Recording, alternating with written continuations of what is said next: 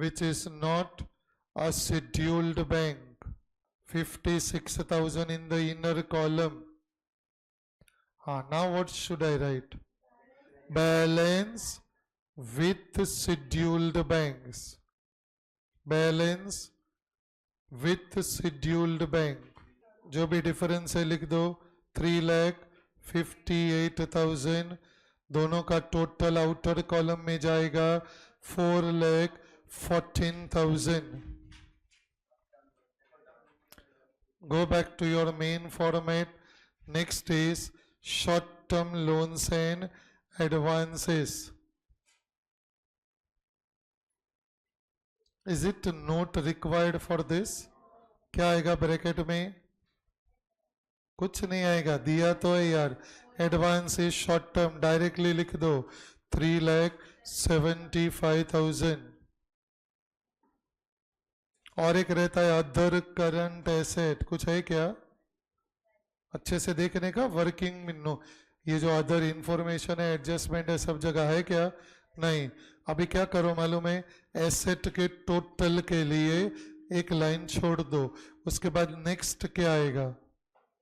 Anybody? Contingent liabilities and commitments. Contingent liabilities and commitment आएगा ना? बिल्कुल. पहले उधर लिख देने का, नोट नंबर भी दे देने का, उधर लिखने का कंटिंजेंट लायबिलिटीज एंड कमिटमेंट, फिर नोट नंबर लिखो, फिर वो नोट नंबर पीछे कहीं लेके जाओ, पीछे कहीं पे लेके जाओ. You will have contingent liabilities and commitment. Underline करो. How many are there? Info number 8 है ना? हाँ, तो बस वो कॉपी कर दो. Bills receivable maturing on 15th June 2018 has been discounted. इसका अमाउंट लिख दो 1,60,000. प्लीज अच्छे से चेक कर लो कहीं कुछ रह तो नहीं गया.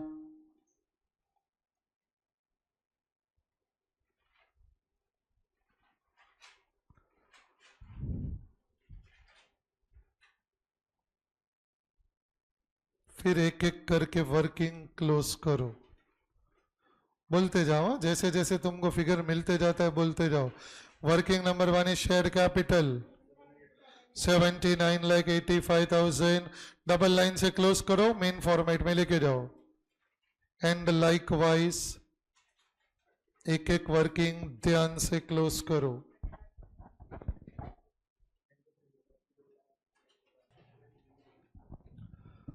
$30,21,000 was reserve, 42,66,000 is long-term borrowing, and so on.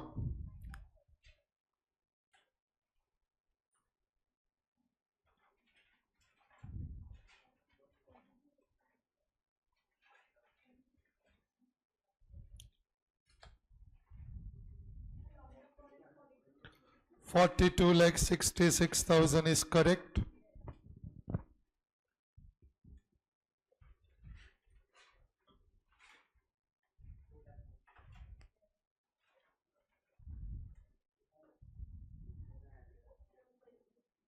ये रहा बैलेंस शीट का टोटल. लड़ो नहीं. Get it yourself please. PPE का फिगर कितना है?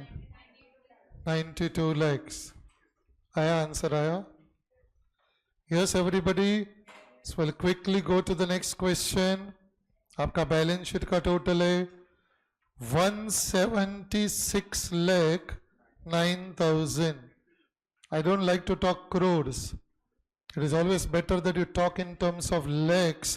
लिखना भी easy हो जाएगा. This is called as 176,09,000 is your balance sheet total. As we go to the most important problem for this chapter, that is called as Question number 10. Question number 10, page number 1.15. You can please mark this as the most important problem because this variety comes many a times at CA inter level.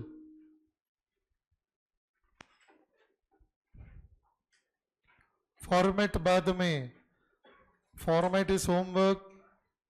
Please अच्छे से ये problem, इसमें मैंने कुछ है ना 3 correction भी डाला था ग्रुप पे, तीनों करेक्शन कर लेना प्लीज.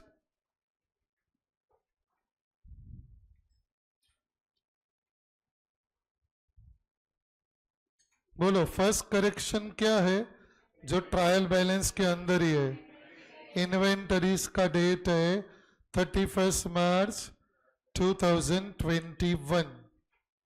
फिर सेकेंड करेक्शन पीछे है, एडजस्टमेंट नंबर 5 आपको ऐड करना है.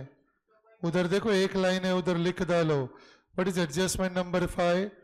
Provide depreciation on plant and machinery at 10% on cost. और एडजस्टमेंट नंबर 6 है ना, वो ऊपर लिखना पड़ेगा, उधर जगह नहीं है. ऊपर किधर किधर भी लिख लो. Adjustment number 6 is amortize 1/5 of goodwill. तो एक है adjustment number 5, depreciation on plant and machinery at 10% on cost. Adjustment number 6, amortize 1/5 of the goodwill. यह एक कॉम्प्रिहेंसिव प्रॉब्लम है. कॉम्प्रिहेंसिव का मतलब इसमें आपको बैलेंस शीट भी प्रिपेयर करना है एंड P&L स्टेटमेंट भी प्रिपेयर करना है. इसमें बहुत सारे नए और अच्छे वाले एडजस्टमेंट्स भी है. That's why this problem is very very important problem.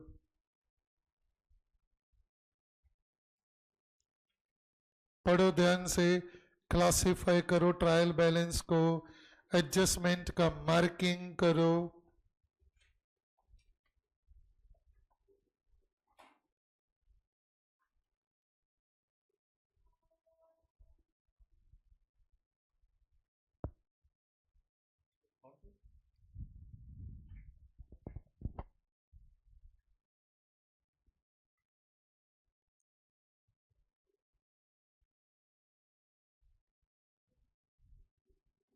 बंद करो.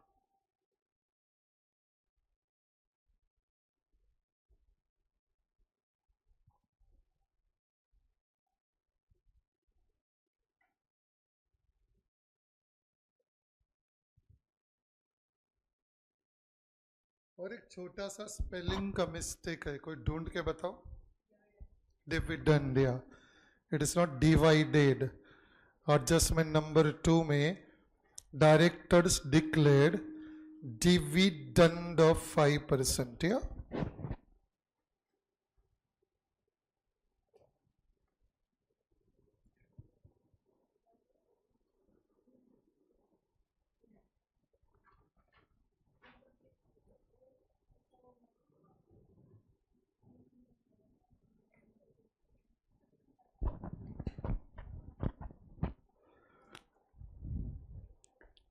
स्टार्ट करते हैं एवरीबॉडी.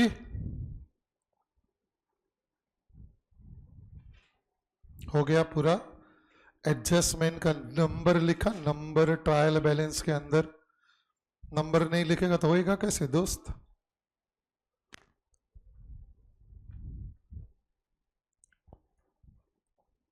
चलो मुझे बताओ कि आपने ट्रायल बैलेंस के अंदर क्या नंबर्स दिया है. प्लीज ट्रायल बैलेंस के ऑर्डर में जाना. पहला किधर है? इक्विटी शेयर कैपिटल में नंबर 1. ओके. जनरल रिजर्व में एडजस्टमेंट है क्या? ये कब हुआ?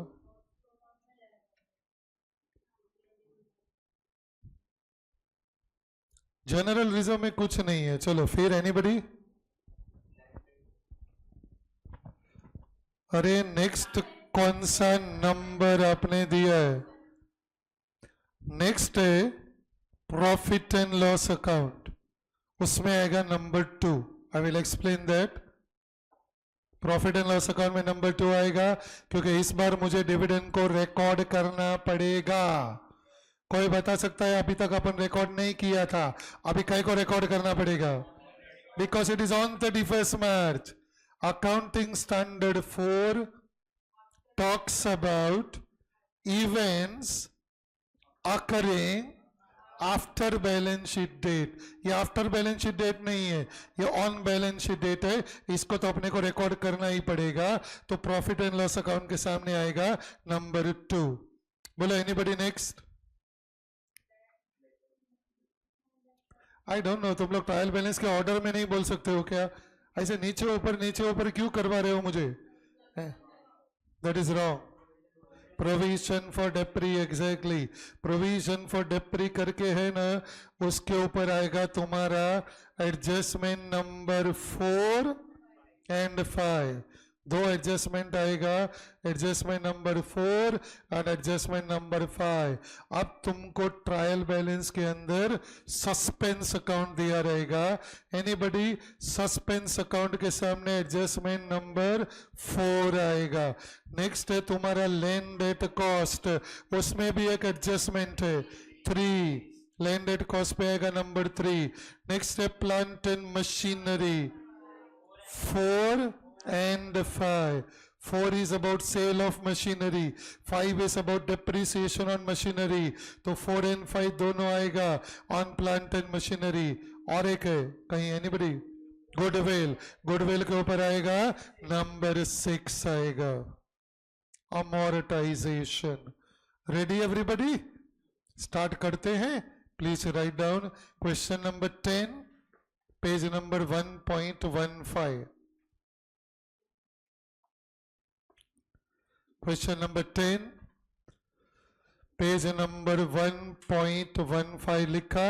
उसके बाद आप लिखोगे name of the company H limited. हाँ, आप मेरा क्वेश्चन ध्यान से सुनना।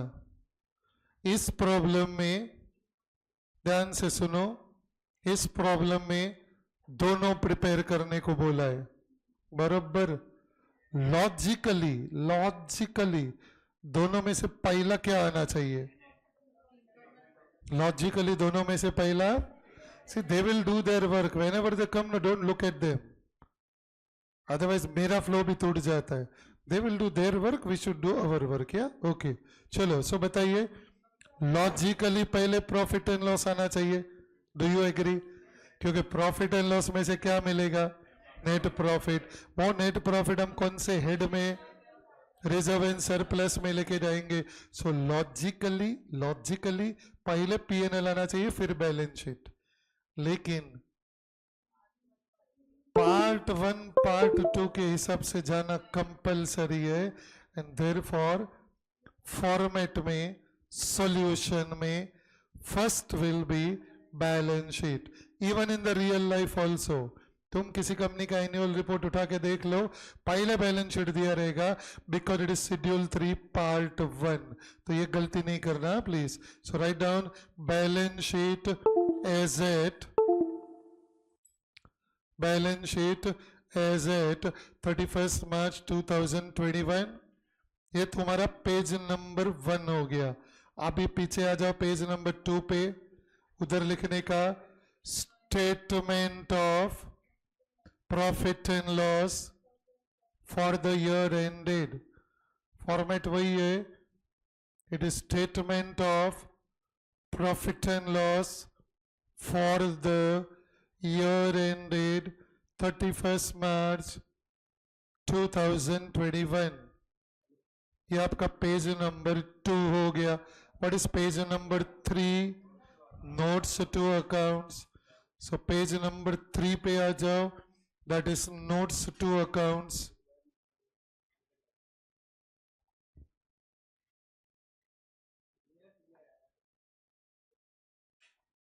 चलिए स्टार्ट करते everybody. Which one you will have to do it first? Balance sheet. उल्टा जाना पड़ता है. So write down everybody. Balance sheet के मेन फॉर्मेट में आ जाओ, पेज नंबर 1 पे. चलो अब थोड़ा स्पीड करो यार, 3 बैलेंस शीट अपन कर चुके हैं, अब थोड़ा स्पीड बोलो. Number 1 everybody, equity and liabilities. फटाफट अभी माइंड से निकलना चाहिए. इक्विटी एंड लायबिलिटीज को अंडरलाइन करो. Next line number 1, shareholders funds, उसको अंडरलाइन करो. नेक्स्ट लाइन आएगा A, share capital. B, reserves and surplus. Note number 1, note number 2. इतना तो हर सम में आता ही है. अभी तुम्हारा नोट है ना, 3rd पेज पे है, 2nd पे नहीं है. 2nd is your P&L. 3rd page पे आ जाओ. Note number 1, share capital. Note number 1 everybody, share capital, underline that. Next line, authorized share capital.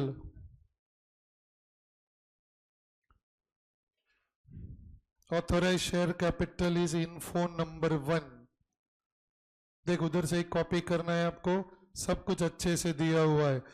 5000, बोलो 5000 के बाद क्या, comma, 6% preference shares of ₹100 each. 6% preference shares of ₹100 each. ये आएगा 5 lakh. Next line 10,000 equity shares of ₹100 each. याद रखना, authorise capital में fully called up, fully paid up, ऐसे सब लिखना नहीं. ये ऑथोराइज कैपिटल है. दोनों का टोटल करो 15 लाख. 15 लाख को डबल लाइन से क्लोज करो. ये बैलेंस शीट में नहीं आएगा, ये एक इंफॉर्मेशन है, इसको डबल लाइन से क्लोज करो. नेक्स्ट लाइन में लिखो issued, subscribe, called up and paid up share capital. Next line में आएगा issued, subscribed, called up and paid up share capital. उसको अंडरलाइन करो. और अब इसको अंडरलाइन करके stop writing. I am now going to cover a very very important adjustment. देखो info number 1 पढ़ो. पढ़ा तो रहेगा तुमने शायद, और एक बार पढ़ लो.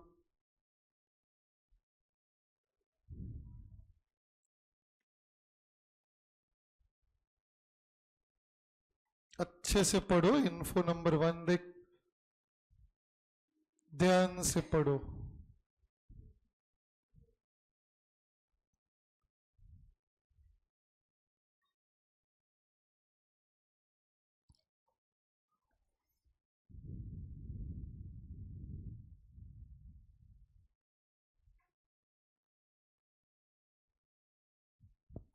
चलो मैं एक्सप्लेन करता हूं. Everybody, this is a very very good adjustment. Please concentrate. Everybody, I want your attention here. देख, सबसे पहले इक्विटी शेयर कैपिटल थोड़ा ध्यान से देखना. इक्विटी शेयर कैपिटल है शेयर्स ऑफ 100 each, और उसका अमाउंट दिया 8,05,000, जो रॉन्ग है. क्यों रॉन्ग है मैं आपको प्रूव करके दिखाऊंगा कि 8,05,000 है ना, इसका मुझे 2 टुकड़ा करना पड़ेगा. क्यों 2 टुकड़ा करना पड़ेगा? That is because of information number 1. देख क्या दिया है. सबसे पहले ऑथोराइज कैपिटल दिया है, ये तो ठीक है, हम कंसिडर कर चुके हैं. Now I am coming to the main information which is this 4 lines. Everybody please try to understand. issued equity capital on 1st April 2020. So, पहले तो मुझे ये बताओ, what is 1st April 2020? End of the year कि start of the year? How did you know that? क्योंकि trial balance का date क्या है, 31 मार्च 21, और ये बोल रहा है issued equity capital on 1st April 2020 is only 7,20,000. तो भैया 7,20,000 कैसे आया? उसका आपको ब्रेकअप दिया हुआ है. What is a breakup given to you? 6,000 shares were fully paid, and 2000 shares were only 60 rupees paid. तो पहले इतना इंफॉर्मेशन थोड़ा समझ लेते हैं. He is talking about equity share capital on. ये ड्रॉ नहीं करो, ये मुझे डिस्टर्ब करता है. थोड़ा सीखो यार, इंटर में आ गए हो आप लोग. इक्विटी शेयर कैपिटल ब्रैकेट में आपको डेट दिया हुआ है 1 अप्रैल 2020. ये स्टार्ट ऑफ द ईयर है. मेरा इक्विटी कैपिटल है 7,20,000. जबकि ट्रायल बैलेंस में अगर मैं चेक करेगा तो उधर है 8,05,000. तो भाई ये 7,20,000 वाला 8,05,000 क्यों हुआ, उसका आपको स्टोरी दिया है. अब ध्यान से देखना. पहले तो ये 720 का ब्रेकअप कर लेते हैं. What is a breakup of 720? Can you tell me? These are all fully paid up shares? No. So please मुझे बताइए कि जो 720 है उसमें से how many equity shares are already fully paid up? Okay, तो ये मेरा फुल्ली पेड अप है. कितना शेयर्स है मेरा? 6,000 इक्विटी शेयर. अब मुझे बताओ फुल्ली पेड अप का मतलब एक शेयर का फेस वैल्यू कितना है? 100. कहाँ दिया है? ऊपर दिया हुआ है. तो ये 100 का फेस वैल्यू है. मतलब ये मेरा कितना हो गया? 6 लाख हो गया. ओके. मेरा टोटल कैपिटल कितना था एवरीबॉडी? 7,20,000. 720 में से फुल्ली पेड अप हो गया 6 लाख. अब है मेरा पार्टली पेड अप. मुझे बताओ ये पार्टली पेड अप में कितना शेयर्स था? 2,000 इक्विटी शेयर्स वेर देयर. और ये इक्विटी शेयर का अमाउंट क्या था? Face value was 100 but paid up value is only 60. तो ये कितना हो गया? 1,20,000. कैलकुलेटर उठा के देख लो. 6 लाख प्लस 1,20,000 इज 7,20,000. यहां तक कोई कंफ्यूजन नहीं है? बरोबर है. हाँ, अभी तुमको आगे स्टोरी दिया हुआ है कि जो पार्टली पेड अप है ना, ये काय को 60 पेड अप है? Can you tell me? मतलब कंपनी ने अभी तक ये 2,000 शेयर्स पे क्या नहीं किया? Final call. तो देख नेक्स्ट डायलॉग क्या लिखा है. Directors made call of ₹40 per share on 1st October 2020. What is 1st October 2020? Is current year, last year के next year? current year. समझ में आता है ना ये भाषा? last year, current year, next year. ये फाइनल कॉल कभी हुआ? करंट ईयर में 1 अक्टूबर को. अब है ना, आप आगे का पार्ट खुद पढ़ो और मुझे बताओ कि ये जो फाइनल कॉल है ऑन 2,000 इक्विटी शेयर्स, कितने शेयर्स का फाइनल कॉल का पैसा मिल गया? 1,900. Do you agree? तब ध्यान से देखना प्लीज. देख पार्टली पेड अप में शेयर्स था कितना? 2,000. उसका भी मैं 2 टुकड़ा कर देगा. ये जो 1,900 शेयर्स है ना, 1,900 शेयर्स, कैन आई से कि this 1,900 shares are now fully paid up? Do you agree? क्यों? क्योंकि इन्होंने फाइनल कॉल का पैसा दे दिया. बिकॉज इन्होंने फाइनल कॉल का पैसा दे दिया तो ये 1,900 मेरा फुल्ली पेड अप हो गया. Do you agree? तो मुझे बताओ अब मेरा कितना शेयर्स फुल्ली पेड अप हो गया? 7 कितना shares? Listen to it carefully. 7,900। देखो वापस बोलता हूं, ये 6,000 शेयर्स तो पहले से फुल्ली पेड अप है। ये 1,900 शेयर्स भी फुल्ली पेड अप हो गया। क्यों फुल्ली पेड अप हो गया? इन्होंने फाइनल कॉल का पैसा दे दिया। अब 100 इक्विटी शेयर्स, इसको मैंने क्या किया? पहले 4 फीट किया। Do you agree? फिर मैंने इसको री इश्यू किया। एंड देयरफॉर कैन आई से, बिकॉज मैंने 100 शेयर्स को पहले 4 फीट किया, बाद में उसको मैंने री इश्यू कर दिया, सो can I say now this 100 equity shares are also fully paid up. Do you agree with this statement? Yes or yes? नहीं समझा? तो हाँ बोलो ना। So my only question is, on 31st March, जिस दिन को आप लोग बैलेंस शीट बना रहे हो, उस दिन को how many equity shares are fully paid up? All 8,000. Do you understand this? देख 8,000 का पहले 3 टुकड़ा कर दिया. What is the first टुकड़ा? 6,000 shares. They are already fully paid up. तो ये 6,000 का स्टोरी में तो कोई प्रॉब्लम ही नहीं है. ये 1,900 है ना, ये स्टार्ट ऑफ द ईयर में पार्टली पेड अप था, but I am not preparing balance sheet at the start of the year. I am preparing balance sheet at the end of the year. तो can I से ये 1,900 shares के ऊपर जब हमने final call किया, उन्होंने गुड बॉय की तरह फाइनल कॉल का पैसा दे दिया.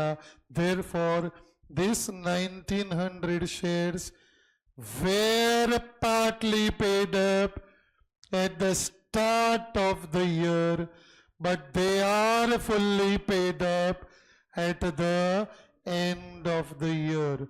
Do you agree? Yes. Last is 100 equity shares. इन्होंने फाइनल कॉल का पैसा दिया कि फाइनल कॉल का पैसा नहीं दिया, तो मैंने क्या किया? उसका शेयर्स मैंने फॉरफिट कर दिया. फॉरफिट करने के बाद मैंने क्या किया? री इश्यू कर दिया. नाउ री इश्यू कर दिया, which means can I say now this 100 equity shares are also fully paid up. Do you agree with this? So what is our final conclusion? The final conclusion is all 8,000 equity shares are fully paid up. तो 8 lakh rupees आएगा. ध्यान से देखना. My 8,000 equity shares are fully paid up, मतलब एक equity share 100 रुपए का है, तो मेरा equity share capital 8 lakh rupees आना चाहिए था, लेकिन ट्रायल बैलेंस में इक्विटी कैपिटल दिया है 8,05,000, जबकि इक्विटी कैपिटल आना चाहिए था 8 लाख, लेकिन ट्रायल बैलेंस में दिया है 8,05,000.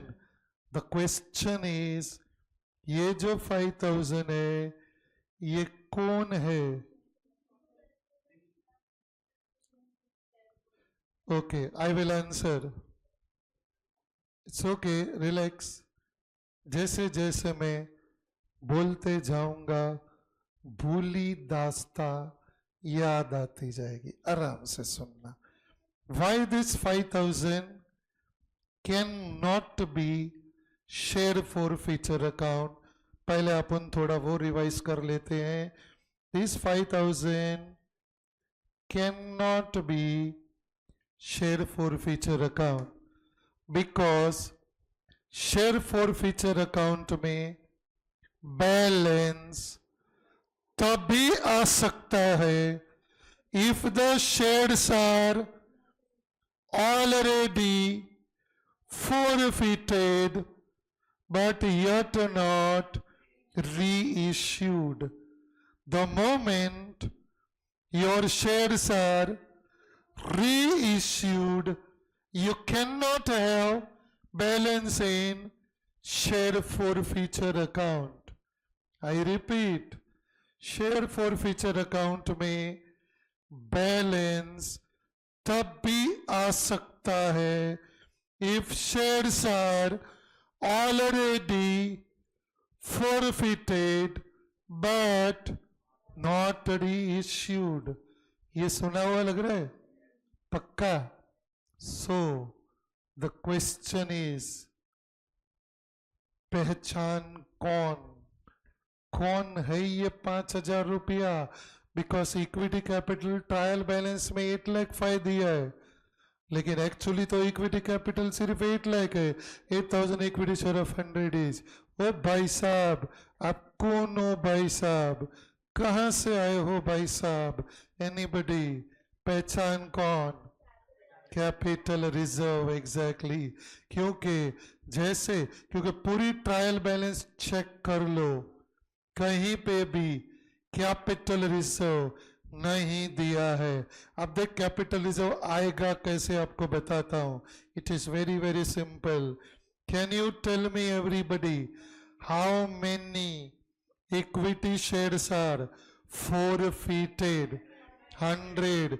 देख 100 इक्विटी शेयर्स है जो मैंने पहले forfeit कर दिया। तो ये जो 100 इक्विटी शेयर्स है ना, इसमें मेरे को पर शेयर, ध्यान से सुनना, पर शेयर forfeiture किया तो प्रॉफिट हुआ रहेगा। कोई मुझे सोच समझ के बताना, पर शेयर मुझे ये जो 100 शेयर forfeit किया उसमें मुझे कितना प्रॉफिट पर शेयर हुआ रहेगा? 60 rupees. What is that 60 rupees every? ये जरूरी है। आपको कुछ भी डिस्कस करना है मुझसे करो ना यार। You don't know how much concentration, my dear, it takes for your teacher to teach the way I am teaching. क्या क्वेरी है बताओ, मैं सॉल्व कर देता हूं। तो बेटा तुझे 50 आया था, वो तू उसको क्यों बोल रहा है? तो मेरे को बोलना। This batch lacks little discipline, though the size is so small. I never asked you बेटा net profit per share. तू डायरेक्ट जंप मार दिया, सीधा उड़ी मार दिया। मैं उड़ी नहीं मार सकता, उम्र हो गई, कमर दुखती है मेरी, मैं थोड़ा आराम से चल के जाता है। तुम लोग की उम्र में कैसे उड़ी मारना बहुत इजी है, मेरे को नहीं जमता है। What is this profit per share? Anybody recollects? Which value? Paid up value. इसको बोलते हैं paid up value per share, क्योंकि 100 रुपए का फेस वैल्यू था, आपको याद है? उसमें से उसने कितना पैसा पे किया था? 60। कितना पे नहीं किया? 40 पे नहीं किया फाइनल कॉल का, लेकिन उससे पहले 60 तो उसने पे कर दिया था। और मुझे बताओ, अगर आप इसका शेयर्स फॉरफिट करोगे तो ये 60 रुपीज क्या आप उसको रिटर्न करने वाले हो? तो क्या करोगे 60 रुपीज का? क्या करोगे? खा जाओगे। चाइला लीगली मैं किसी का पैसा खा जाएगा। बेचारे ने 60 रुपीज पर शेयर पे किया है। अब उसने अगर फाइनल कॉल का 40 रुपया पे नहीं किया, legally by law company is not suppose to return that 60 rupees and therefore that 60 rupees is called as profit per share. How much is profit per share? 60 rupee. उसमें से मैं minus करेगा less, anybody? Loss होएगा, loss per share on reissue. कोई मुझे बता सकता है? 10 रुपीज का लॉस हो गया बिकॉज 100 रुपीज वाला शेयर 90 रुपीज के बाद में देख आपको दिया हुआ है, his shares were then forfeited and reissued at 90 rupees per share as fully paid up। 100 वाला शेयर 90 के बाद में रीइश्यू किया, 10 रुपए का लॉस हो गया। अब अपने को मिलेगा नेट प्रॉफिट पर शेयर। एक शेयर के पीछे 60 का प्रॉफिट था, उसी एक शेयर के पीछे 10 रुपए का लॉस हो गया, 50 रुपए का प्रॉफिट आ गया। एंड दिस 50 रुपए का profit is on 100 equity shares. और इसको आप कहाँ ट्रांसफर करते हो? सो 100 equity shares into 50 is 5000। You will transfer that from share forfeiture account to capital reserve account and the amount is rupees 5000। तो ये जो 5000 है ना आपका ट्रायल बैलेंस में, जो 8,05,000 है, उसमें से कैपिटल तो सिर्फ 8 लाख है। This 5000 is capital reserve which is 100 equity share multiply by 60 minus 10, that is 50 rupees per share. 5000 is capital reserve and it will appear under the head reserves and surplus। इससे slow नहीं जा सकते हैं भाई, ये मेरा अपर लिमिट था, क्योंकि ये सब आप ऑलरेडी फाउंडेशन में कर चुके हो। I just tried my level best to revise it. फिर भी किसी के दिमाग में क्वेरी है, I can still spend few minutes on this. फटक से पूछ लो। क्यों मालूम है? क्योंकि फाउंडेशन में तुम लोग सब डिफरेंट टीचर से पढ़े रहोगे, टीचर्स का लैंग्वेज अलग होता है। So did you followed what I spoke everybody? Is this very clear? पक्का तुम लोग ने भी इसी लैंग्वेज में मोर और लेस सीखा था कि कुछ अलग ही लैंग्वेज था? सब टीचर का, अनूप का लैंग्वेज सेम ही है मेरे को मालूम है या? सो उसके अलावा और कोई लैंग्वेज रहेगा, कुछ दिमाग में कंफ्यूजन रहेगा तो हेजिटेट नहीं करो, बिंदास पूछो। क्योंकि ये वाला जो एडजस्टमेंट है ना, ये इस चैप्टर में भी काम का है।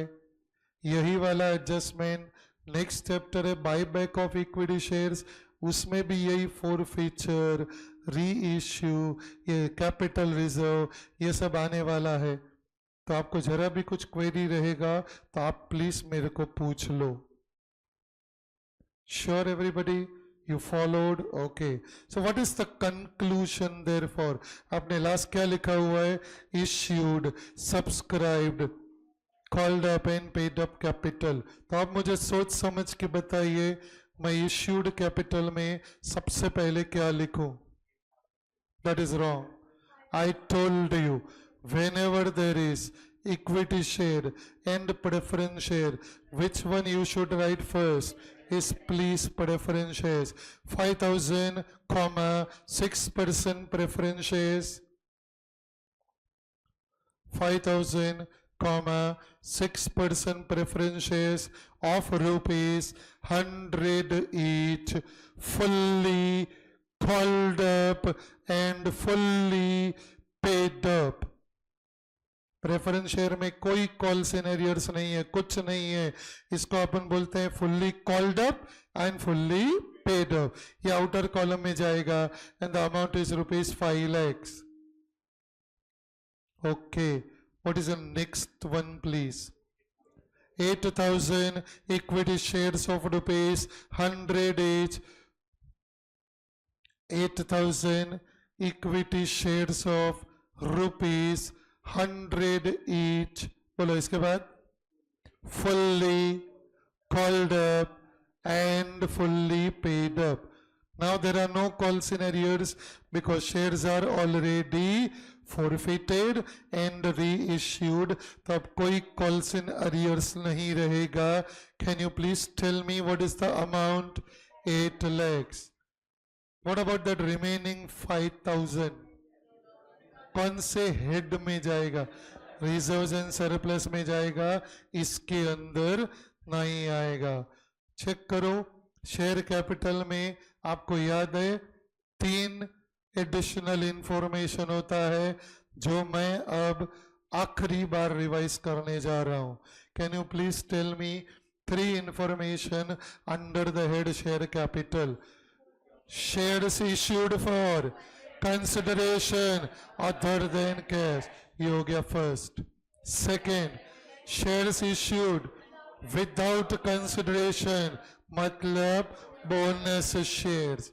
Third, details of shares bought back. Are you there?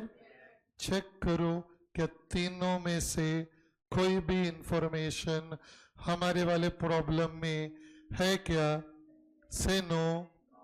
Okay, so that is the end of your share capital. 2 line छोड़ो, write down reserves and surplus. मतलब है ना ट्रायल बैलेंस में क्या करने का मालूम है? ये देखो ये रहा ट्रायल बैलेंस. ये है ना इक्विटी कैपिटल 8,05,000 है ना. कुछ लोग राइट साइड में करते हैं, अपने को राइट साइड में नहीं करने का, लेफ्ट साइड में करने का. लेफ्ट साइड में क्या करोगे मालूम है? इधर लिखोगे 8 lakh which will come in share capital, और दूसरा आएगा 5,000, ये आएगा रिजर्व्स एंड सरप्लस. सो अभी अपन रिजर्व से स्टार्ट कर रहे हैं ना. सबसे पहले कैपिटल रिजर्व लिखने का, वरना बाद में अपन भूल जाते हैं. सो राइट डाउन कैपिटल रिजर्व लिखा. हाँ अभी मेरे को है ना कैपिटल रिजर्व के ब्रैकेट में वर्किंग दिखाना है कि भाई 5,000 आया कैसे. तो आप क्या करोगे एवरीबॉडी? आपने जो लिखा है ना कैपिटल रिजर्व, ब्रैकेट में आने का, एक बड़ा ब्रैकेट करने का. 2 ब्रैकेट होते हैं, बड़ा ब्रैकेट छोटा ब्रैकेट. बड़ा ब्रैकेट करने का, उसमें लिखने का 100 equity shares into 50. फिर एक छोटा ब्रैकेट, भाई 50 आया कैसे? तो छोटे ब्रैकेट में आएगा 60 minus 10. छोटा ब्रैकेट कंप्लीट, बड़ा ब्रैकेट भी complete, and therefore the amount is rupees 5,000. Did you follow everybody? Yeah. So this is very very important. ये वाला एडजस्टमेंट तुम्हारे सीए इंटर में बार बार रिपीट करता है अपना इंस्टीट्यूट. ये वाला फॉरफीचर रीइश्यू वाला, मतलब तुम पास्ट पेपर जब भी गो थ्रू करोगे you will find this particular adjustment in many problems. या so please remember this is very very important adjustment. चलो अब रिजर्व्स एंड सरप्लस में चेक करो कोई next reserve. General reserve, write down everybody. General reserve क्या दिया हुआ है? देख जनरल रिजर्व में बहुत स्ट्रेंज स्टेटमेंट दिया हुआ है everybody.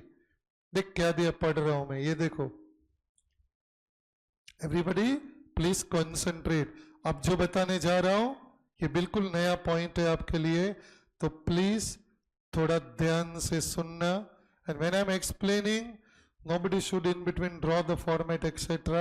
please don't do that, just focus on what I am talking. अभी ये जो बोलने जा रहा हूं ना ये तुमको अकाउंट्स में भी काम का है थोड़ा बहुत, और यही चीज तुमको राकेश सर लॉ में भी करवाएंगे. So just listen to me carefully. क्या दिया है यहाँ पे?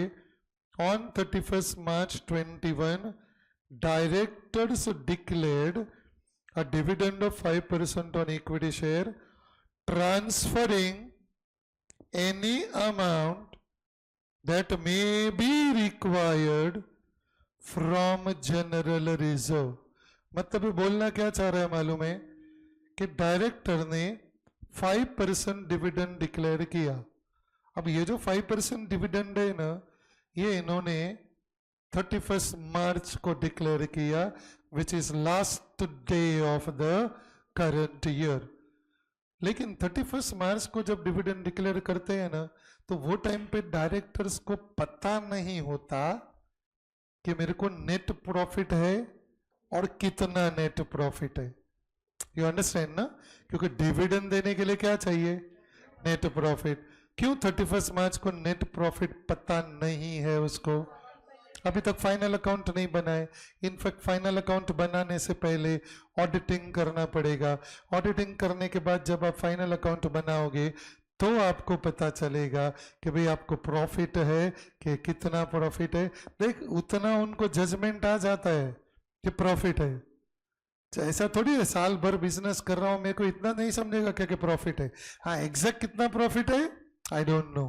तो ये जो स्टेटमेंट है ना, बहुत क्रिटिकल स्टेटमेंट है. ये बोल रहा है कहीं अगर तुम्हारा प्रॉफिट कम पड़ गया, सफिशिएंट नहीं है, तो क्या करोगे? जनरल रिजर्व को यूज करने का. तो उसके लिए ना there is a dividend declaration rule करके है, जो लॉ सब्जेक्ट में राकेश सर आपको बहुत डिटेल में करवाएंगे. उसके बहुत सारे प्रैक्टिकल एग्जाम्पल भी करवाएंगे. वो डिविजन डिक्लेरेशन रूल क्या है मैं आपको ब्रॉडली बता देता हूं. वो रूल बोलता है कि अगर कंपनी के पास सफिशिएंट प्रॉफिट नहीं है, या तो कभी कभी कंपनी को लॉस हुआ है ने, फिर भी मुझे शेयर होल्डर को डिविडेंड देना है, then can I use my accumulated reserves of the past? Can I use my general reserve? Answer is yes, but it is subject to 3 conditions. कि अगर आपको प्रॉफिट कम है या आपको लॉस है, तो भी आपको शेयर होल्डर को डिविडेंड देना है, because you want to consistently give dividend to your shareholder. तो आप क्या करंट ईयर का प्रॉफिट अगर सफिशिएंट नहीं है, तो क्या आप पास्ट का एक्यूमुलेटेड प्रॉफिट को यूज कर सकते हो कि नहीं? तुम्हारे पास पास्ट का जनरल रिजर्व पड़ा हुआ है, क्या आप उसको यूज कर सकते हो कि नहीं? Then as per the dividend declaration rules the answer is yes, you can use it, but it is subject to condition number 1, 2 and 3. तो ये जो कंडीशंस है ना, वो कंडीशंस आपको टेस्ट करना पड़ता है. मतलब आपको लॉ सब्जेक्ट में ऐसे बहुत सारे छोटे छोटे प्रॉब्लम्स है इसी कॉन्सेप्ट के ऊपर जो राकेश सर करेंगे. So I don't want to do duplication, because law में ये एग्जाम में आता है, अकाउंट्स में ये एग्जाम में आज तक नहीं आया. सो इट इज अ कॉन्सेप्ट कि अगर आपका प्रॉफिट कम है तो आप क्या जनरल रिजर्व को यूज कर सकते हो? Answer is yes, subject to certain condition, but those conditions at this stage is of no use. So ये बस उसी के बारे में बोल रहे हैं. देख, on 31 March Director declared a dividend of 5%, transferring any amount that may be required from general reserve. आप क्या करोगे? ये जो जनरल रिजर्व वाला पार्ट है ना, उसको अकाउंट से सब्जेक्ट में इग्नोर कर देने का, क्योंकि उसके ऊपर जो भी क्वेश्चंस आते हैं ये आपको लॉ में आएंगे. और एक बार लॉ में तुम पढ़ लोगे, नहीं फिर गलती से कभी अकाउंट्स में आ भी गया, आई एम नॉट टेलिंग कि आज तक नहीं आया तो नहीं आएगा, आ सकता है यार, अपना इंस्टीट्यूट का कोई भरोसा नहीं है. But then it is same concept. अगर तुमने लॉ में प्रिपेयर किया हुआ है, you will be able to apply that concept and solve it very easily. Right now this part I will ignore. So आप क्या करोगे? जनरल रिजर्व को सीधा आउटर कॉलम में लिख दोगे and the amount is ₹40 lakhs. Check करो, is there any other reserve? Is there any other reserve? Profit and loss account is surplus. नहीं, मैं वापस करता हूं, सब लोग ध्यान दो मेरी ओर. Is there any other reserve? है एक रिजर्व। एडजस्टमेंट नंबर 3 में दिया हुआ है। Company on the advice of independent valuer wishes to revalue the land at rupees 36 lakh। कहीं पे लैंड का फिगर देखो, ट्रायल बैलेंस में कितना दिया हुआ है, 24 लाख। 24 लाख का लैंड है आपका, उसको रीवैल्यू करना है 36 लाख। मतलब आपको प्रॉफिट हुआ कि लॉस हुआ? Profit. And this profit is capital profit. It is not revenue profit. You cannot transfer that in statement of profit and loss. यह एक capital profit है। This is the profit arising out of exceptional और extraordinary transaction. इसको capital profit बोलते हैं accounting language में। And therefore this capital profit is to be transferred in one reserve, and that reserve is called as revaluation reserve। ये point समझा सबको? Okay, सो write down everybody. तुम्हारा reserve के list में और एक आएगा, रीवैल्यूएशन रिजर्व।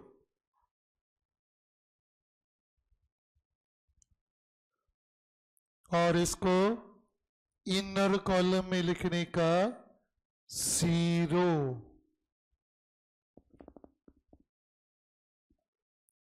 ऐसे ही मजा आता है। Anybody what is 0? Opening balance. क्यों मालूम है? बिकॉज बताता हूं, as per schedule 3 it is compulsory to show 4 things about any reserve। ध्यान से सुनना मेरी कहानी। 4 things about every reserve। First is called as a opening balance. Second रहता है additions during the year. Third रहता है डिडक्शंस ड्यूरिंग द ईयर। और अब जो बैलेंस बचेगा क्लोजिंग बैलेंस। तुमको थियरी शीट दिया है ना, ओपन करो रिजर्व एंड सरप्लस में। कैसा सब थियरी एक साथ करते तो बोर हो जाता है, तो अपन कैसे प्रैक्टिकल प्रॉब्लम में आप आ जाइए। Page number, please shift it on this side, page number 10 पे आ जाइए प्लीज। पेज नंबर 10 पे first, second, third, fourth para, ऊपर से फोर्थ पैरा दिख रहा है एवरीबडी? क्या दिया है? Details is given in notes to account on reserves and surplus giving. अब देख, गिविंग के बाद क्लियरली दिया है ओपनिंग बैलेंस, एडिशंस, डिलीशन मतलब deduction, and closing balance of each item under the head reserves and surplus. This is one of the key provision of schedule 3। मतलब ये बोलना क्या चाह रहा है कि ओपनिंग बैलेंस 0 है तो पहले लिखो 0। अब मुझे बताओ 0 में से डिडक्शन तो हो नहीं सकता, थोड़ा अजीब लगेगा। एडिशन है। Can you tell me how much is the addition in this reserve? 12 lakh। so क्या करूं? add profit on revaluation of land। please write down profit on revaluation of land। next line bracket में लिखो। कैसे आएगा बोलो profit का amount? 36 lakh minus 24 lakh. तो inner column में आपको फिगर मिलेगा how much everybody is rupees 12 lakh. तो आप इसको आउटर कॉलम में लेके जाओगे and the amount is rupees 12 lakhs।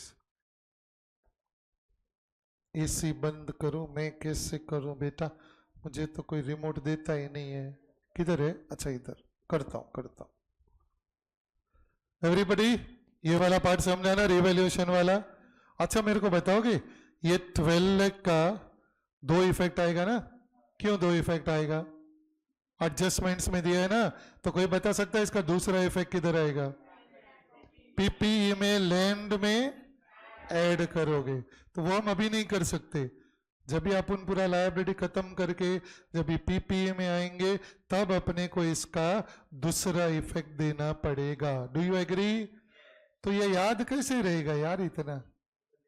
मतलब उधर जो एडजस्टमेंट है ना, उधर तुमको 2 हेड लिखना पड़ेगा, एक आर एंड एस, मतलब एक इफेक्ट आएगा रिजर्व्स एंड सरप्लस में, दूसरा आएगा पीपीई में।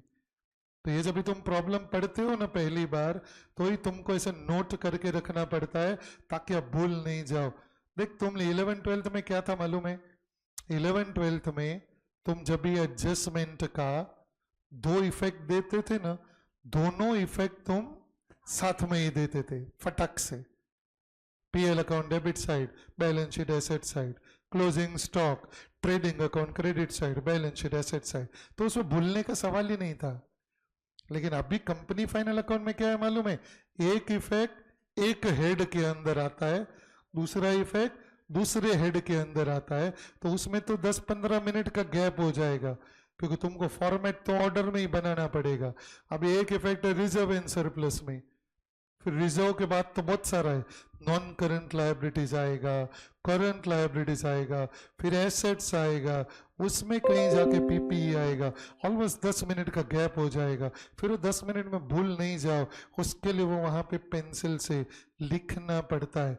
एक इफेक्ट हो गया रिजर्व्स एंड सरप्लस, उसको टिक मार्क कर देने का, दूसरा इफेक्ट बाकी है तो उसको बाकी रखने का, ताकि आप गलती से भी 2 इफेक्ट ना भूलो। आई होप इट इज क्लियर या? चलिए आगे बढ़ते हैं। हो गया क्या रिजर्व्स? क्या और कुछ बाकी है? एक चीज बाकी है, सरप्लस बाकी है। Write down profit and loss account. Profit and loss account लिखा, उसको अंडरलाइन करो। नेक्स्ट लाइन में लिखने का ओपनिंग बैलेंस। इस बार इसका ओपनिंग बैलेंस दिया है, देखो तो ट्रायल बैलेंस में। एनीबडी? कैसे पता चला कि ये opening of previous year? So it is profit and loss account of previous year का मतलब है ये ओपनिंग बैलेंस है 72,000। Do you agree? Inner column में। नेक्स्ट है ना, एक लाइन में ब्लैंक छोड़ देगा। क्यों? क्योंकि मेरे को लास्ट में प्रॉफिट या लॉस मिलेगा, लेकिन अभी नहीं पता मुझे कब मिलेगा प्रॉफिट और लॉस। जब मेरा पूरा प्रॉब्लम सॉल्व हो जाएगा, मेरा इनकम स्टेटमेंट भी बन जाएगा, फिर मुझे प्रॉफिट रहेगा। एटलीस्ट मैं ऐड लिख दूं, ऐड चलेगा? ऐड? अरे पूछ रहा हूं, अरे तो क्या पूछ रहा हूं, लिखो। मैं ऐड भी नहीं लिख सकता, काय के लिए? मुझे क्या मालूम प्रॉफिट है कि लॉस है। प्रॉफिट रहेगा तो मैं उसको ऐड करेगा, लॉस रहेगा तो लेस करेगा। तो एक लाइन ब्लैंक छोड़ देने का। अब और एक एडजस्टमेंट है जो प्रॉफिट एंड लॉस अकाउंट को अफेक्ट करेगा। क्या बोल रहे हो आप? सिक्योर्ड कहां चले गए? Dividend, exactly. क्या दिया हुआ है आपको? देखो, on 31st March, everybody, adjustment number 2, on 31st March 21, the directors declared dividend of 5% on equity shares. My first question to you, क्या ये डिविडेंड AS4 के हिसाब से मैं नोट्स टू द अकाउंट में लिखेगा कि मुझे इसको रिकॉर्ड करना पड़ेगा? क्यों? AS4 कब अप्लाई होता है? If it is dividend declared after balance sheet date. समझो डेट दिया ही नहीं रहेगा तो assume it is always after balance sheet date. Date नहीं दिया रहेगा तो मैं उसको हमेशा नोट्स टू द अकाउंट में लिखेगा एस पर AS4, बट यहाँ पे तो मेरे को ये डिविडेंड को रिकॉर्ड करना पड़ेगा। अब मेरा क्वेश्चंस थोड़ा ध्यान से सुनना, ये भी एक टिपिकल एडजस्टमेंट है। माय नेक्स्ट क्वेश्चन इज, दो टाइप का डिविडेंड होता है, एक रहता है इंटरिम डिविडेंड, दूसरा रहता है final dividend. My question to you is this 5% final dividend or it can't be final dividend? Why can't be final dividend? This is surely not final dividend, लेकिन मुझे logical answer चाहिए। Anybody? Answer is again very simple. Final dividend can be proposed only after company comes to know how much is the profit. तब तक आप final dividend नहीं दे सकते हो, और आप डायरेक्टली इक्विटी को भी डिविडेंड नहीं दे सकते हो। इक्विटी को डिविडेंड देने से पहले तुमको प्रेफरेंस को डिविडेंड देना पड़ता है। तो इन्होंने तो खाली इक्विटी को 5% डिविडेंड प्रपोज किया हुआ है, but that is not possible अगर ये फाइनल डिविडेंड होता तो। So what is the conclusion? This has to be interim dividend, क्योंकि इंटरिम डिविडेंड देने के लिए प्रेफरेंस शेयर होल्डर को डिविडेंड देना जरूरी नहीं है। Directors can give interim dividend only to the equity shareholder. In fact, interim dividend is never given to the preference shareholder. They are not entitled to any interim dividend. Interim dividend concept is only and only relating to equity shares. Interim dividend is not related to preference shares. यहाँ तक पक्का समझा सबको? Okay चलो, so what is a conclusion? Conclusion ये है कि इन्होंने इंटरिम डिविडेंड देना है at the rate of 5%।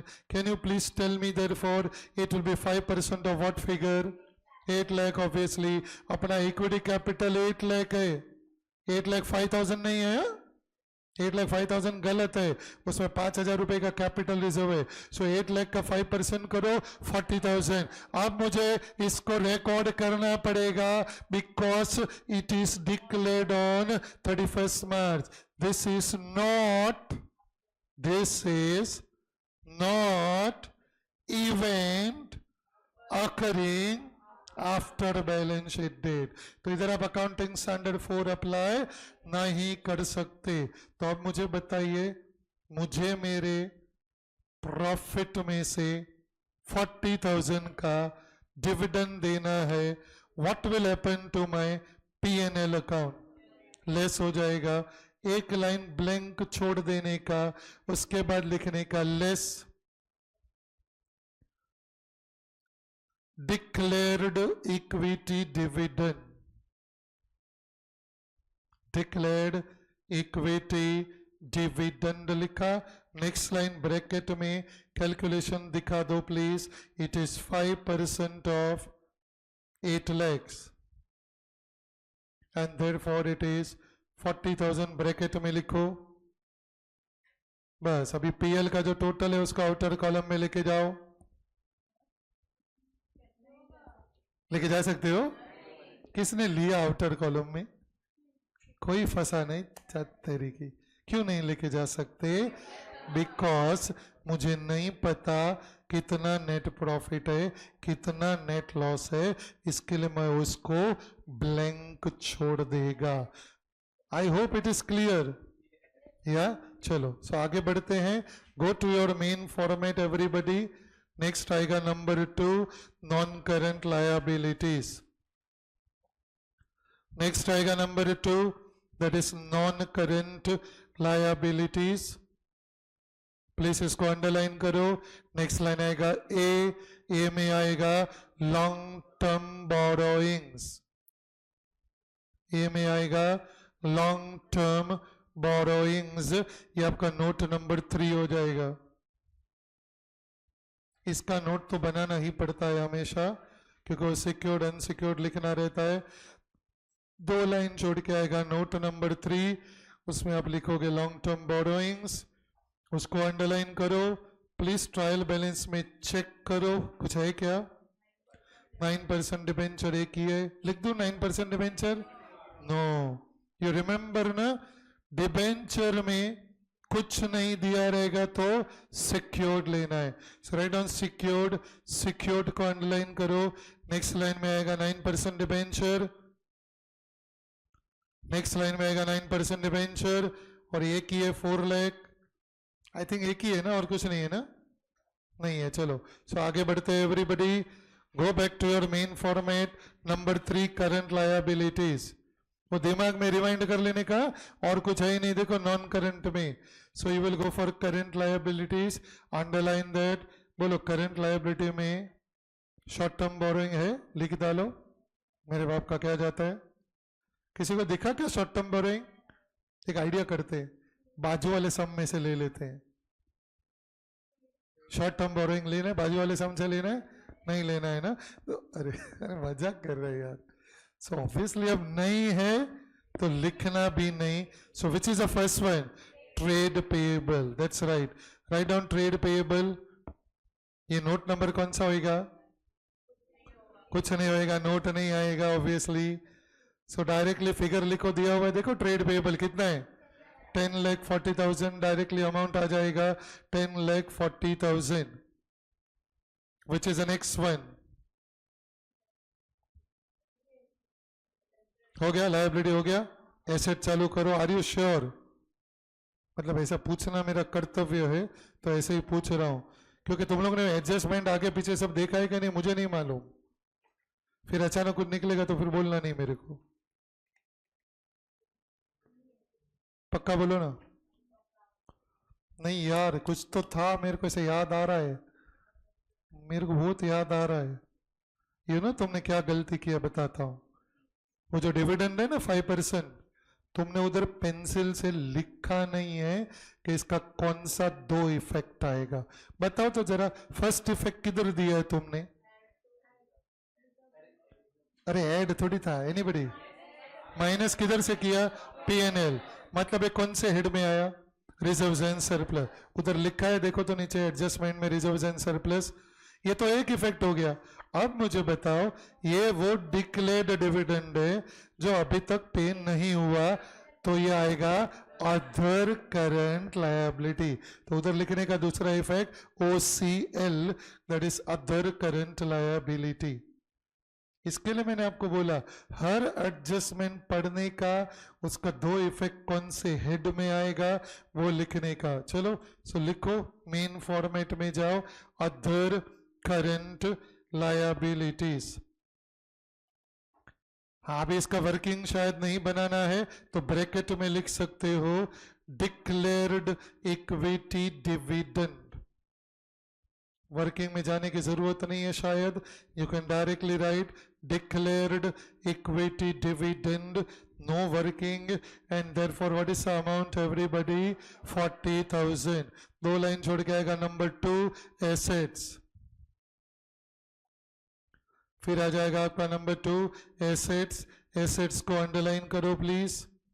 Next line में आएगा number 1 non current assets। Non current asset को अंडरलाइन करो। नेक्स्ट लाइन आएगा ए में आएगा 1, what will be that 1 everybody? Property plant and equipment. This will be your next note. Next note जो भी आपका नंबर रहेगा, नंबर दे दो and write down property plant and equipment. ये भी एक बहुत इंपॉर्टेंट वर्किंग है इन दिस पर्टिकुलर प्रॉब्लम, इसको अंडरलाइन करो प्लीज। चेक करो आपका ट्रायल बैलेंस में फर्स्ट क्या है? Land at cost. Can you tell me land at cost I will write in which column? Inner column. Inner column में figure आएगा 24 lakhs। Land at cost inner column 24 lakhs। बोलो क्या लिखूं next? add profit on revaluation, add profit on revaluation, ये आपका 12 लाख रहेगा, तो profit on revaluation भी इनर कॉलम में आएगा 12 लाख, 24 प्लस 12 आउटर कॉलम में जाएगा 36 लाख। बोलो चेक करो पीपीई में नेक्स्ट क्या है। हाँ अभी थोड़ा ध्यान से सुनना, plant and machinery trial balance में कितना दिया है? What is that 770 at cost? अभी ट्रायल बैलेंस में कॉस्ट क्यों दिया है? एक्चुअली तो ट्रायल बैलेंस में WDV देना चाहिए, डू यू रिकलेक्ट? तो इन्होंने ट्रायल बैलेंस में कॉस्ट क्यों दिया है पता है? बिकॉज उसी ट्रायल बैलेंस के अंदर आपको और एक अकाउंट दिया हुआ है, provision for depreciation on plant and machinery, and that is 1,72,000। ध्यान से सुनना everybody, this is also very very repetitive adjustment. ये एडजस्टमेंट भी सीए इंटर में बार बार लगातार हर बार पूछते हैं, हर 2 एग्जाम में एक बार ये वाला एडजस्टमेंट डाल देते हैं। ध्यान से सुनिएगा please, what is knew about this adjustment? आपको प्रोविजन फॉर डेप्री ट्रायल बैलेंस के अंदर ही दिया हुआ है। 2 अकाउंट है आपका, एक अकाउंट है प्लांट एंड मशीनरी जिसका आपको कॉस्ट प्राइस दिया हुआ है inside the trial balance. How much is a cost price? 7,70,000. So you can please write down the way I have written. Plant and machine, inner column नहीं, inner के भी inner column में, बाहर नहीं है, ये इनर कॉलम के भी अंदर है। This is called as a further inner column. मतलब एक्चुअली आप जो फिगर लिख रहे हो यह आप कौन से कॉलम में लिख रहे हो? पर्टिकुलर्स कॉलम में। ये कौन से कॉलम में लिखा है? पर्टिकुलर्स। क्यों पर्टिकुलर्स में लिखा है? 10 मिनट में पूरा समझ में आ जाएगा, सो प्लीज कॉन्सेंट्रेट। अब मुझे बताओ, आपको प्लांट एंड मशीनरी के रिलेटेड 2 ट्रांजैक्शन दिया हुआ है, number 4 and number 5। So I am now concentrating on number 4। क्या दिया हुआ है नंबर 4? ये जो नंबर 4 है ना एवरीबडी, ये सस्पेंस अकाउंट के बारे में दिया है। ये रहा देखो, सस्पेंस अकाउंट दिख रहा है ट्रायल बैलेंस में। Can you tell me what is the nature of balance of suspense account? Credit balance है, दिख रहा है सबको? क्या लेफ्ट, क्या बोल रहे हो? ये आपके राइट में है। आप जब भी अपना इसके अंदर देखोगे स्टडी मटेरियल के अंदर, तो राइट साइड में क्रेडिट कॉलम है, इसमें 40,000 दिया हुआ है। Everybody you are with me ना? I know you are tired, but this is very very important adjustment. बस ये एक एडजस्टमेंट होएगा, 415 हो जाएगा। बाकी का अपन नेक्स्ट लेक्चर में कंटिन्यू करेंगे। तो 15 minute I need a very high focus. अब ये 40,000 क्यों है, इसका स्टोरी पीछे दिया हुआ है। क्या दिया हुआ है देखो, सस्पेंस अकाउंट ऑफ 40,000। मतलब ये 40,000 का सस्पेंस अकाउंट है, ये क्या है? represents amount received for sale of some machinery on 1/4/2020 starting of the year। इन्होंने स्टार्टिंग ऑफ द ईयर में एक मशीनरी बेच दिया। कितने में बेचा मशीनरी? 40,000 में। लेकिन इन्होंने क्या किया, 40,000 का एक ही इफेक्ट दिया। अगर आपको थोड़ा बहुत याद रहेगा, then this transaction will be recorded in triple column cash book. आपका ट्रिपल कॉलम कैश बुक में तीन कॉलम होता है. First is called as a discount allowed, second is called as a cash column, third is called as a bank column. This debit side is called as a receipt side, the credit side is called as a payment side. Payment side में भी तीन column रहता है, discount received, cash, bank. इन्होंने एक machinery बेचा, तो उसका जर्नल एंट्री आता है bank account debit to machinery account. इन्होंने यहाँ पे लिख दिया to machinery account, bank column में आ गया 40,000. बट इन्होंने क्या किया, मशीनरी अकाउंट को क्रेडिट नहीं किया. सो ये वन साइडेड एरर है. इसका इफेक्ट बैंक अकाउंट में आ गया, बिकॉज आपका जो ट्रिपल कॉलम कैश बुक है ना, that plays dual role. It is journal as well as ledger. तो ये बैंक अकाउंट में इसका इफेक्ट आ गया. बैंक अकाउंट को आपने डेबिट कर दिया बाय 40,000, लेकिन आपने मशीनरी अकाउंट को क्रेडिट नहीं किया. इसके लिए ट्रायल बैलेंस में आपका डेबिट साइड का टोटल 40,000 से ज्यादा आया. एंड बिकॉज डेबिट साइड का टोटल 40 से ज्यादा आया, ट्रायल बैलेंस में 40 का डिफरेंस आ गया, और उस डिफरेंस को आपने क्रेडिट में सस्पेंस अकाउंट में ट्रांसफर कर दिया. पक्का है ना? ये ऐसा सब जब बोलना रहता है ना, मैं अंदर से बहुत डरा हुआ रहता है, because I have not taught you ना इन 11-12 फाउंडेशन. तो मेरे को ऐसे डर लगता रहता है कि पता नहीं ये लोग को मेरी भाषा समझेगी कि नहीं. सस्पेंस अकाउंट कब आता है मालूम है? When it is one sided error. One sided error का मतलब क्या है? इन्होंने डबल एंट्री सिस्टम फॉलो किया कि वायोलेट किया. इन्होंने क्या गलती करी? बैंक अकाउंट को डेबिट किया, लेकिन मशीनरी को क्रेडिट नहीं किया. इसके लिए ट्रायल बैलेंस में ये 40,000 का डिफरेंस आया.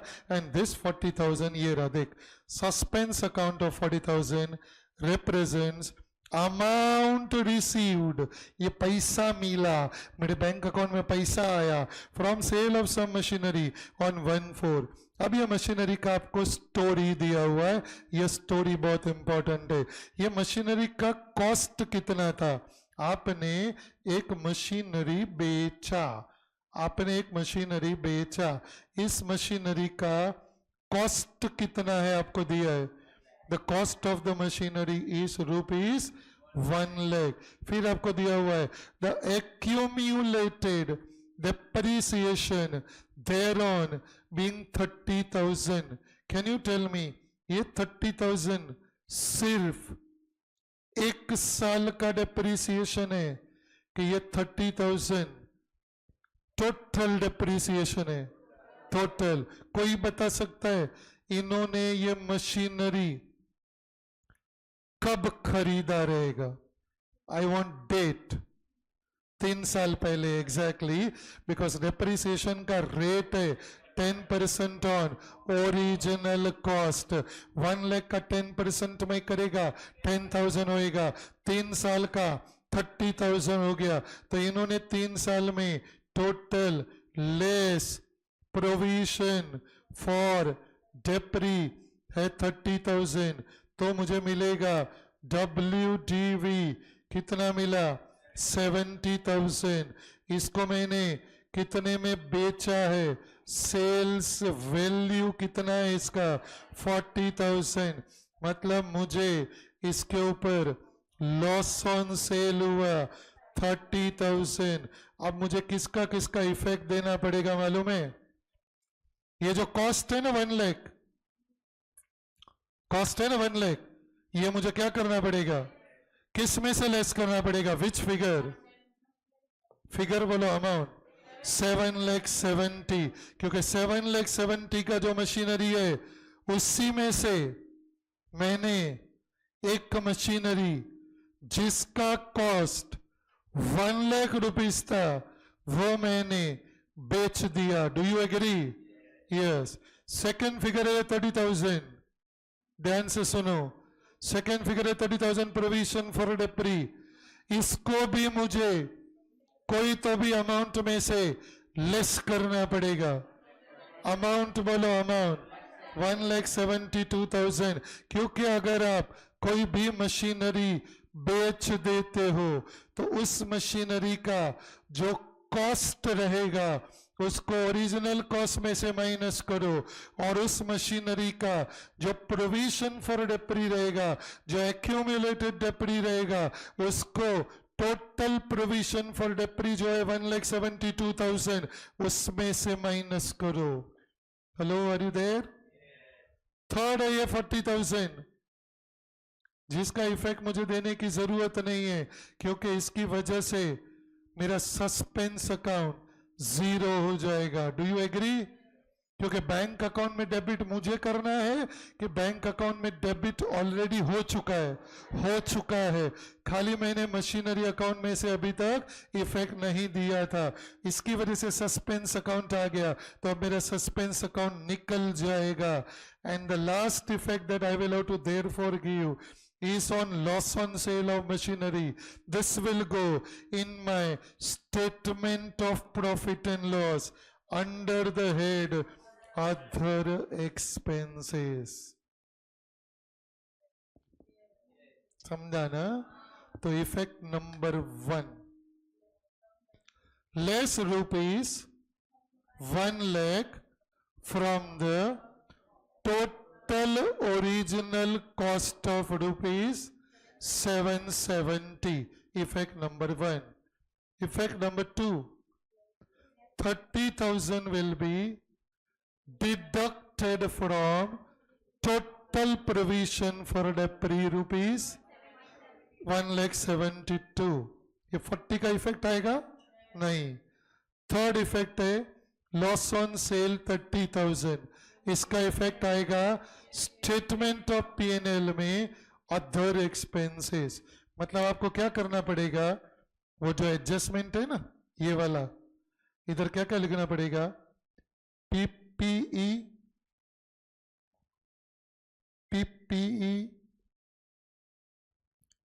Suspense account